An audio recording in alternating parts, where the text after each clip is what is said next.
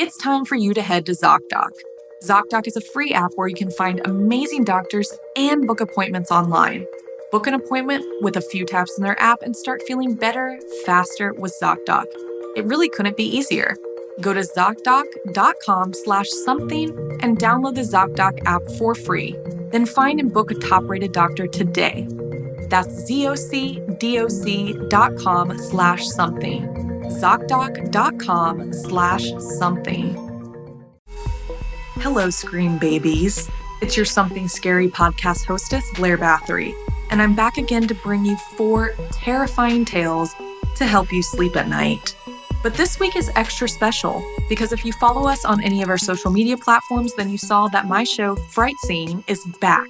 We have 4 brand new episodes to share with you, and I can't wait. I went to some really spooky places all over the world, and we're releasing the first one right here on YouTube this Friday, and it's about the very spooky island of Guernsey. Can't wait to hear what you think. Until next time, sweet screams.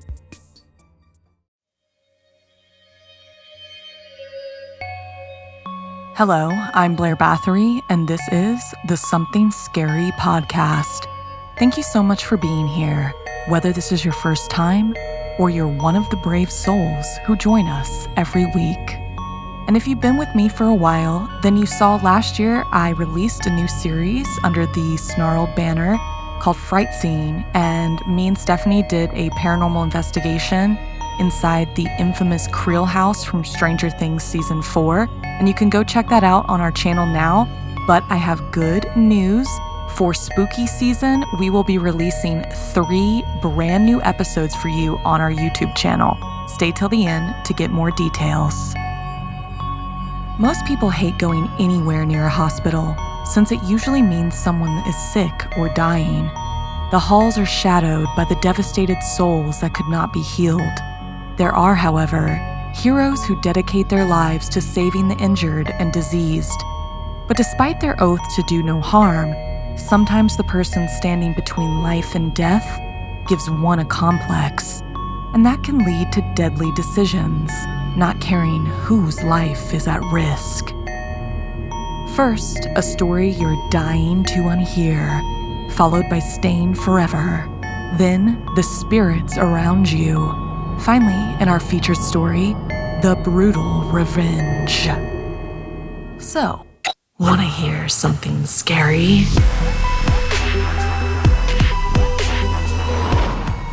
Medical murders. Sometimes stories are full of inspiration and life lessons, and sometimes learning the information in a story can ruin your entire life. Like in this story inspired by Krish. I'm sitting in front of my computer writing the story, and I'm scared to death. Every moment could be my last. My friend Josiah is here with me, but he's the reason my life is in danger. It all started earlier today. Josiah burst into my house. He looked panicked. His eyes were wide with fear, and he stood against the door, breathing heavily.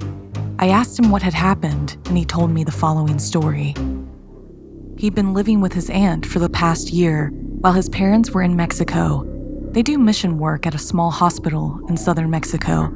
The previous night, a raggedy man stumbled through the doors of the hospital. He was screaming in Spanish, seemingly out of his mind with terror. They brought over a chair for him to sit.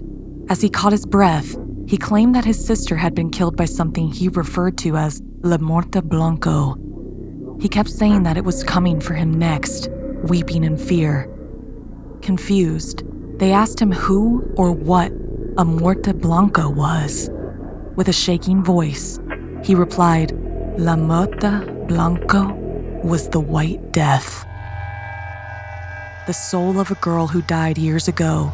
She died by her own hand, alone and unloved. She hated life so much that she wanted to remove all traces of herself from the earth. So great was her desire to completely obliterate her memory that she returned from the dead as a vengeful spirit, bent on killing all those who knew of her existence. She is a girl, but not a girl. She's not dead, but not really alive. She has cold black eyes that weep blood. She walks without ever actually seeming to move an inch. She stalks her victims like a wild animal, pursuing them across rivers and valleys, trailing them back to their homes. You are never really aware that she is following you until you hear her telltale knock upon your door. She knocks once for your skin, which she'll use to patch her own decaying flesh, twice for your hair, which she'll gnaw between her teeth, 3 times for your bones, which she'll fashion into clubs, 4 times for your heart, which she'll tear out of your chest, 5 times for your teeth, which she'll polish and keep in a box, 6 times for your eyes, which she'll pluck out one by one, 7 times for your soul, which she'll swallow whole. No matter where you go, the White Death will track you down and you will hear her terrible knocking begin on the door. You can try to outrun her, but she's faster than any mortal man. If you flee from your home while she's knocking on your door, she will follow you wherever you go. The terrified man was certain that this thing had killed his sister. He had tried to tell the police about the White Death, but they would not listen, dismissing it as an old wives' tale. Next, he had tried to tell his priest, but the priest immediately shut the door of the church in his face and turned him away. The priest had seen the White Death following him, he said, and did not want to get involved. With his head in his hands, the frightened man said that the White Death follows you forever until you tell someone else about it. Then it strikes. It kills you and begins following the person you told. After finishing his tale, he told them he went there because people were already sick and dying at the hospital. If he told someone there, maybe it would save the life of a healthy person. Maybe when a sick person died, they would take the White Death with them. The man said he had to use the bathroom, and before they knew it, he had stolen a car from the Mission Hospital parking lot and vanished into the night. Josiah's mother immediately called his aunt and told her about the strange man they had encountered. His aunt got another phone call later that night. It was the Mexican police. They told her Josiah's parents were found dead outside the hospital. They had been torn apart. Josiah's aunt immediately called him at school to break the bad news to him. As he cried, she told him she couldn't understand what had happened. She recounted the whole story to him, telling him about the strange man who had turned up to the hospital just hours before his parents were found dead. She told him how the man had given his parents a weird and disturbing story about something called the White Death. When he hung up the phone, he had struggled to come to terms with what had happened. It almost didn't seem real to him. He gathered his things and went straight home. He found the front door of his aunt's house open. Inside was a trail of blood leading into the kitchen. There, on the kitchen floor, lay his aunt's dead body. She had been torn limb from limb. He ran out of the house and all the way across town, never looking back until he reached my house. As he told me this story I'm telling you, I could hardly believe it. Within the space of a day, his mother, his father, and his aunt had been murdered. But before I could comment, we froze as a knocking began at my front door. We've been staring at the door for an hour now, neither of us wanting to open it. The knocking continues, growing louder and louder. She never gives up. Mota Blanco is unstoppable. I think she wants to scare us, my friend and I. I think she wants us to blame each other. And I do. I blame my friend. It's all his fault. He should never have spoke of her. As I sit here in my house, beside my friend, both of us listening to that hideous knocking grow even louder, I wish a lot of things. I wish she had killed my friend before he reached my house. If he had never been able to tell me about her, I wouldn't be passing this curse on to you now. Have you ever heard of something so terrible you just had to get it off your chest? Have you ever shared deadly information with someone? Remember the old chain letters you were supposed to forward where something bad would happen to you? Did you ever not forward them and suffer the consequences? Raise your hand if any of this sounds like you. You obsessively follow the super credible health expert on TikTok. You take all the latest supplements your almond mom recommends, even the ones that don't taste so great going down. You embrace the latest diet craze that your best friend swears by, whether it's eating no carbs, all the carbs, or only carbs that grow on trees. But when was the last time you actually visited a doctor? It's time for you to head to ZocDoc. ZocDoc is a place to not only find a doctor, but to find one who has amazing reviews and that takes your insurance. And many have appointments available within 24 hours. ZocDoc is a free app where you can find amazing doctors and book appointments online. We're talking about thousands of top-rated patient-reviewed doctors and specialists. You can filter specifically for ones who take your insurance, are located near you, and treat almost any condition you're searching for. Book an appointment with a few taps in their app and start feeling better, faster with ZocDoc. It really couldn't be easier. I use ZocDoc and you should too. Go to ZocDoc.com/something and download the ZocDoc app for free. Then find and book a top-rated doctor today. That's ZocDoc.com/something. ZocDoc.com/something. What if your partner developed 21 new identities? Or you discovered that your friend who helped you through your darkest times was actually a conniving con artist? Or what if you began seeing demons everywhere inhabiting people, including your son? What would you do? From Wondery, This Is Actually Happening is a podcast that brings you extraordinary true stories of life-changing events, told by the people who lived them. In this newest season, you'll hear even more intimate first-person accounts of how regular people have overcome remarkable circumstances. From the man who went to jail for 17 years for accidentally shooting the person who tried to save his life, to one of the close friends of infamous scam artist Amanda Riley. These haunting accounts sound like Hollywood movies, but I assure you, this is actually happening. Follow This Is Actually Happening on the Wondery app or wherever you get your podcast. And you can listen to This Is Actually Happening ad-free on Wondery Plus.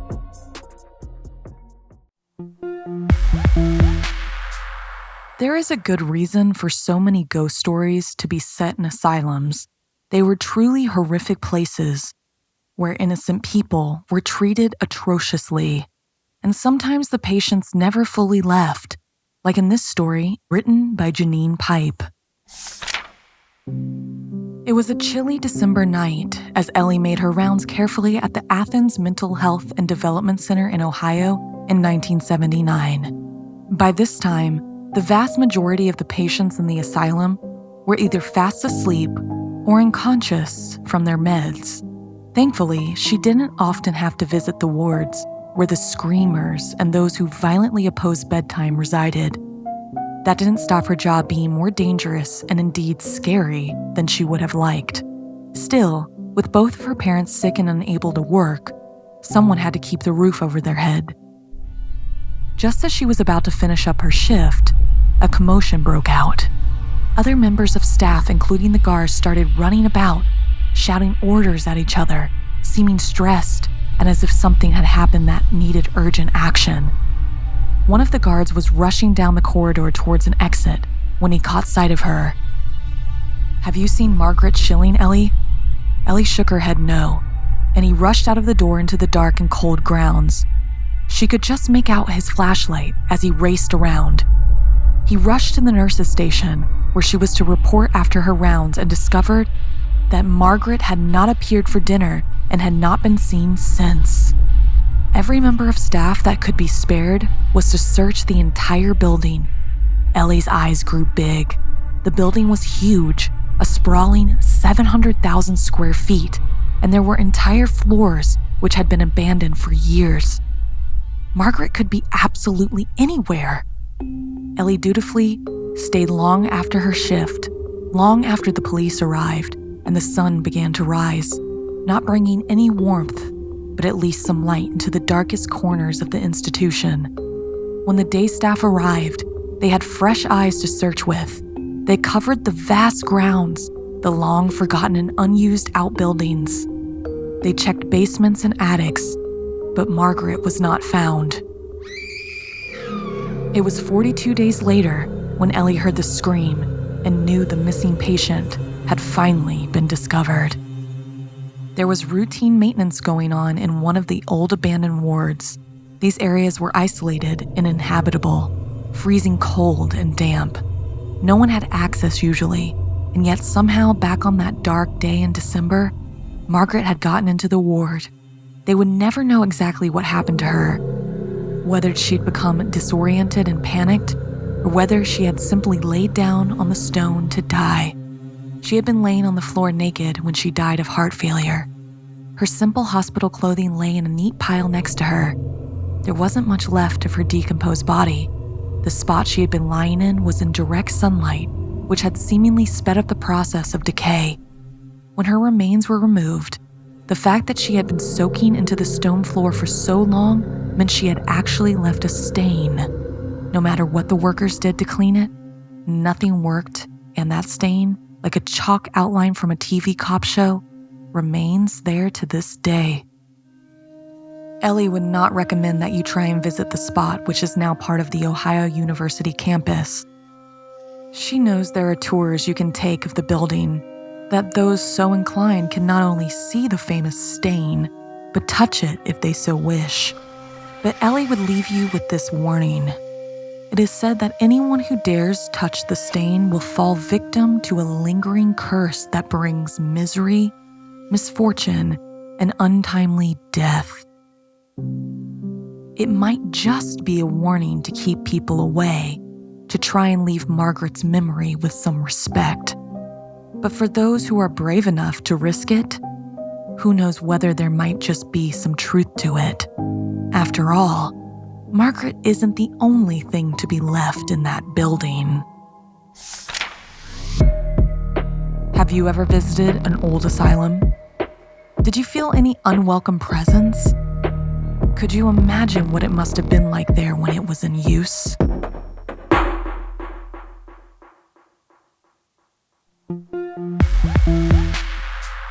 The ability to speak to the dead will either be a blessing or a terrible curse, like in this story inspired by Leah. Working a third shift is never easy, especially in a busy hospital, and particularly when you're also a medium. As the register in an ER, my job was to collect information from each patient that came in, whether they're dead or alive. I like the excitement the job comes with, especially learning about each person's background, even if it was only for a brief moment. People fascinate me. I was good at the job because even if the person was in extreme pain or passed out, I could gather glimpses of them through my special abilities. It wasn't easy to explain to my coworkers that I can see the dead. I kept that part to myself. When it came up, I just tell people that I'm sensitive, having done the job for so long. On October 13th at 1 a.m., a digital EMR report came in about an elderly man who was being rushed to my hospital, suffering from a stroke. His family had been notified, and they were only 15 to 20 minutes away from the hospital. I rushed to Trauma 21, a room which the nurses and doctors refer to as Judgment Day, because that was the room where everyone had to work to keep the patient alive. If not, I was given the patient's time of death and had to input the information into our system. The family of the elderly man eventually made it to the hospital, but it was too late. The patient passed away at 1:30 a.m. before they arrived. My friend, Nurse Kathy, was in room 21 cleaning up and bagging the deceased's clothing. I needed the patient's information. Therefore, I had to go through his pockets to find his wallet with his identification. As I walked into the room, I noticed there were 3 people present. One was Kathy, one was the deceased patient, and lastly, an older woman who had her arm wrapped around the man. I said, "Oh, hello. surprised that Kathy was cleaning while a family member was in the room. That wasn't a standard practice. Typically, you wait till the family is left. However, since his ID wasn't in his pockets, I decided to get some information from her. "Excuse me, do you know the patient, and can I ask you some questions?" I said. Kathy shot me a look and told me she didn't know him, obviously, and she was trying to find his ID, to no avail. But the woman smiled. I could see her as clear as day, particularly the glowing aura around her. It was like she was an angel. The woman took me by the hand and walked me down to the patient's feet. Tucked inside his sock were a couple of dollar bills with his ID. "Oh, thank you," I said. I looked at Kathy and she was pale. She asked who I was talking to. I said, "This lovely woman right here." I pointed at her and waited for a response. No one had ever appeared that real to me. But then I understood why Kathy thought I was mad or playing games with her. Stop it right now. It's too late for this," Kathy said. She was freaked. The older woman waved at me with a smile, and I simply smiled back so as not to scare Kathy any further. Kathy slowly stopped cleaning and called my name again, but I was too fixated on the woman. I had so many questions, such as, "Are you a dead loved one? Were you always waiting for him?" Kathy called my name again. I turned to see what she wanted and then looked back to the woman, but she was gone. I could tell Kathy was weirded out from my behavior, but I went to the patient's bag and began digging in it. I didn't find what I wanted. Later, I did a search online with his ID, and finally, I found a picture of a woman that looked like the person I had spoken to. I also found out that it was his wife.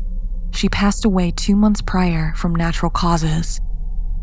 The deceased family confirmed their mother also passed away in our ER. I smiled, knowing that husband and wife were together again. I find it funny that those who pass away are always still lingering, waiting for their loved ones to come on through. I wonder, when I pass away, will I see those who I love dearly waiting for me in the afterlife? And will I come back to help others too? Have you ever been able to communicate with someone from the other side? What kind of experience was it for you? Meaningful or terrifying?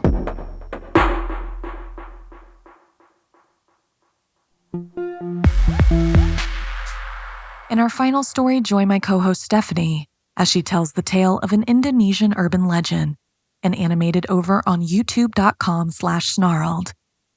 And also on our YouTube channel, you can check out Fright Scene Episode 3, which is all about the mysterious island of Guernsey, a place where witches and fairies reside. When you witness someone getting away with behaving badly, it's always difficult. But trust this. If karma doesn't come around to get them, something even worse will. It was another late night at the hospital for Dr. Destry. She was running tests on patients' blood when she felt a cool chill down the back of her neck. It was odd because it had been a super hot month in Jakarta, Indonesia. So the air conditioning would have felt nice, but this chill was different. She turned and gasped, dropping one of the vials, when she saw Dr. Arif standing directly behind her. "You startled me," she said, crouching down to clear up the mess. And as she cleaned away the blood and the glass on the floor, an unsettling unease washed over her. Dr. Arif towered above, casting a chilling presence that unsettled her to her core. Dr. Arif had a terrible reputation. He was outright rude, screaming at residents and making women feel uncomfortable. There were also accusations of physical abuse, but nothing with enough evidence to make a case out of it. And because of this, Dr. Destry avoided being alone with him for her own safety. Clutching a shard of broken glass in her hand, she politely moved past him towards the sink. He walked toward her, berating her for being so clumsy.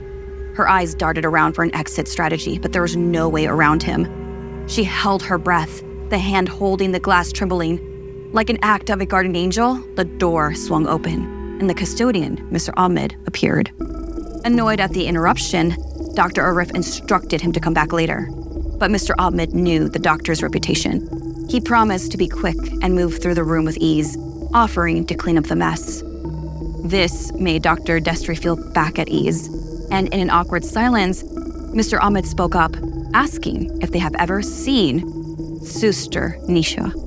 The doctors shook their heads, so Mr. Ahmed told the story of the woman. She used to work in the hospital. One night, in the lab, a cruel doctor attacked her, mutilating her legs so brutally she couldn't run from him. She was forced to crawl on her hands and knees while dragging what was left of her legs behind her, resulting in her death due to the severe blood loss and shock. Dr. Arif scoffed and demanded to know why he was telling them such a gruesome story. Because, he replied, Sister Nisha has haunted the halls of this hospital ever since. Dr. Arif laughed in disbelief, but Mr. Ahmed looked at him with a straight face and said he was being serious. He warned them that she was always lurking the halls, looking after those in need, and exacting revenge when necessary. Dr. Arif locked eyes with the custodian, shooting back with a glare. He knew he was being threatened, and the custodian was not going to get away with it. As he stormed out of the room, Dr. Destry mouthed a thank you to the custodian. The next night, an exhausted Dr. Destry was working late in the night again when Dr. Arif stormed into the room. She hadn't had time to move out of the way, and he grabbed Dr. Destry by the neck, forcefully smirking. He whispered in her ear, "The custodian won't be here to help you this time. He was fired this morning." Without a second thought, she kicked him in the shin and scrambled away, running towards the exit door. But it wouldn't open. The lights flickered, and then the surgical equipment flew across the floor, accompanied by the shattering of glass within the hospital walls. And amongst the chaos, there were gut-wrenching screams and bone-crushing until silence. As the door creaked open, Dr. Destry stepped out, trembling but unharmed. As the nurse walked into the room for her morning shift hours later, she slipped, but before she could get herself back up, she noticed a pool of red liquid on the floor. Her eyes followed a trail of blood that led to the battered body of Dr. Arif. The nurse screamed. Dr. Arif's legs were so horribly mutilated that he wasn't able to run for help. He'd been forced to crawl on his hands and knees, dragging what was left of his limbs behind him. It was clear he never made it out of the room. An alert was issued to look out for an insane patient who might have killed him. When Dr. Destry returned to work the following night, she overheard the nurses saying it was a shame Mr. Ahmed had been fired that morning, or he would have been able to save Dr. Arif during the attack. But Dr. Destry knew the truth.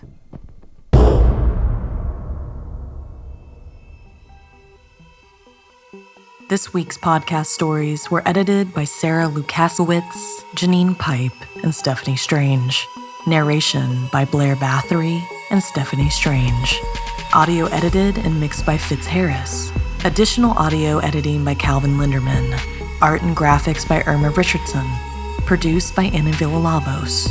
Executive produced by Gail Gilman. Music by Sapphire Sindalo and Calvin Linderman.